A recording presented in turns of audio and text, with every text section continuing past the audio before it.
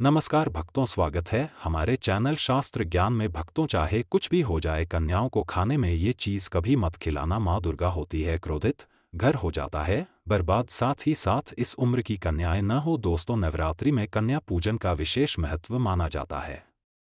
बिना इसके नवरात्रि पूजा या व्रत कभी पूरा नहीं माना जाता।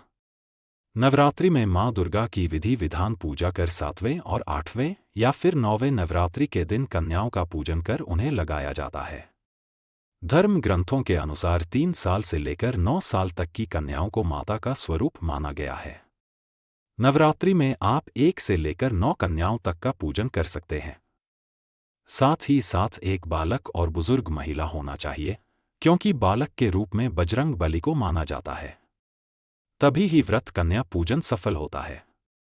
दोस्त, तो ऐसे में हम ये जानते हैं कि कन्या पूजन के दौरान कन्याओं को ऐसा क्या नहीं खिलाना चाहिए जिसके कारण माँ दुर्गा क्रोधित न हो। तो चलिए जानते हैं दोस्त। तो कन्या पूजन के लिए सबसे पहले कन्याओं के पैर धुलाना चाहिए, फिर उनके पैरों पर मुहावरा लगाना चाहिए, फिर उन्हें एक साफ आसन पर बैठाना चाहिए। इसके बाद उनके हाथों में मौली बांधें और माथे पर रोली का टीका लगाएं।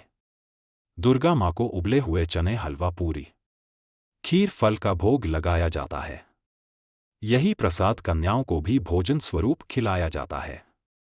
ऐसे में आप कन्याओं को दही जलेबी भी खिला सकते हैं। कन्याओं को भोजन कराने के बाद उन्हें दक्षिणा भी दी जाती है। इसी के साथ कन्याओं को लाल चुन्नी और बिंदिया चूड़ियां भी चढ़ाई जाती हैं। इस तरह विधि विधान कन्याओं का पूजन करने के बाद उनका आशीर्वाद प्राप्त करें।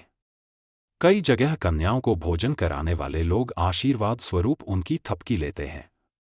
इस बात का भी ध्यान रहे कि कन्याओं के साथ एक लंगूर भी होना चाहिए।